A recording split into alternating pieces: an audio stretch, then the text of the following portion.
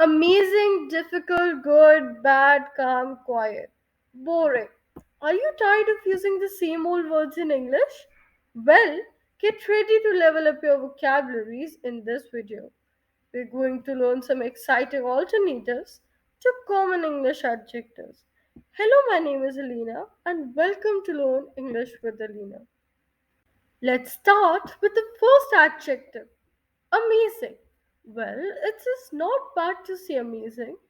In fact, it's very common and it sounds very natural. What an amazing day! It was an amazing shot. That's an amazing book. But to level up your vocabularies, it is good to learn some new synonyms. Now, instead of amazing, what else you can say? You can say astonishing, astonishing, which means something that causes a great surprise. And you would go astonishing. The magician trick was astonishing. You can also say phenomenal, phenomenal, which means exceeding expectations more than what you expected. It was a phenomenal success of our new product was phenomenal. We sold more than we expected. And finally, you can also say splendid. Splendid, which means very impressive. For example, the view from my window is splendid. Well, enough with the amazing. Let's move on. So the next adjective we have is boring. Boring. Instead of boring, what else you can say? I say I can use tedious. Tedious. Now, tedious means boring because of being long or repetitive. That means you have to do the same task again and again, again and again, again and again, again and again. It's very tedious. For example, entering numbers in an Excel file is a very tedious job. I cannot do a kind of similar to tedious. You can say monotonous. Monotonous. Also, listen to the pronunciation monotonous.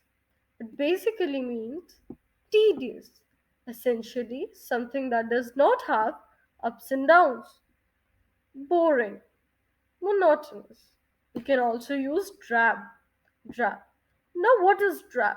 Drab is something that is boring in appearance. When you look at it, it looks boring.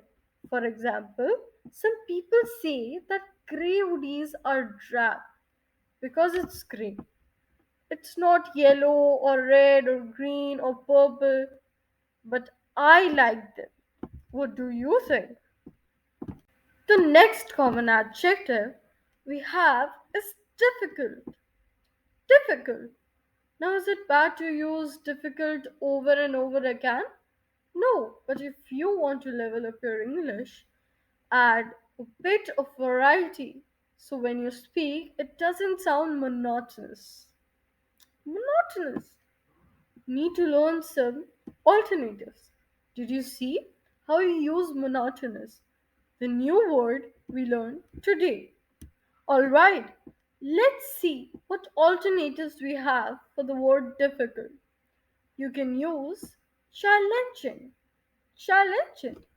Something that challenges you or test your abilities. Like the crossword puzzle was challenging. Next is arduous. Arduous. This is an adjective.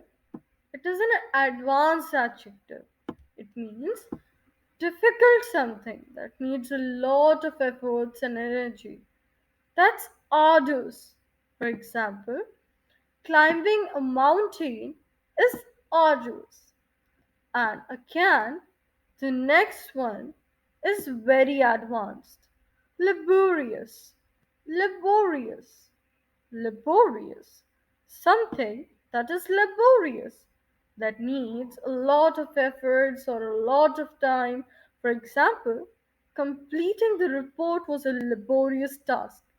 It was laborious. It needed a lot of effort and a lot of time. The next adjective we have is good. Now, this adjective is really overused. Every time, good, good, good, good, good, good weather, good person, good train is passing by, a good room, good teacher, and it's okay. Don't get me wrong. It's okay to say good, express a positive feeling, but let's learn some new alternatives. How about just spice it up a little bit by saying other alternatives like super, super. The chef prepared a super meal. Terrific, terrific. It basically means very good. The party was a terrific success. Everybody had fun. You can also say excellent. Excellent. She received an excellent grade on her exam. Well, let's move on.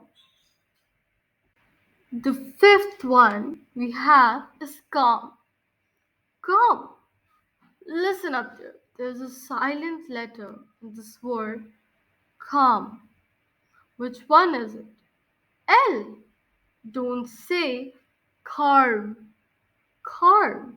No calm. Calm. Instead of calm, you can say serene. Serene, which means peaceful and calm serene. She has a lovely serene face. It means she has a very calm, very peaceful face. You can also use the adjective placid, placid, which means having a calm appearance and a characteristics. For example, he is a very placid child. He sleeps all night and hardly ever cries. He has a very placid, very calm. You can also use the adjective composed. It means calm and control of your emotions. Composed. For example, she was remarkably composed during the funeral. She was remarkably composed. It means she was in a control of her emotions. So far, we have talked about five adjectives, and for each adjective, we have used some synonyms. Now, look at this paragraph and let's read this together. The view from the top of the mountain is amazing. However, the hike to reach that point was anything but boring. The terrain was incredibly difficult to navigate with steep inclines and rocky paths. Despite the challenges, the experience was unexpectedly good. As you can see in this small paragraph, we have four adjectives we talk about: amazing, boring, difficult, and good. Do you want to level up this paragraph a little bit? Let's do it. In 3, 2, 1. The view from the top of the mountain was astonishing. However, the hike to reach that point was anything but tedious.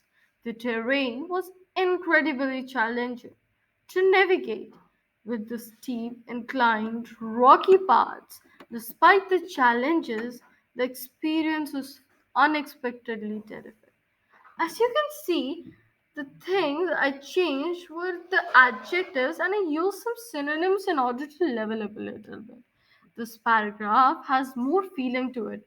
It doesn't sound boring. There is an energy inside this paragraph that when you read, this kind of feel it. That is my whole point. It's okay to use simple adjectives, but if you use some other alternatives, it's good. Let's continue the lesson.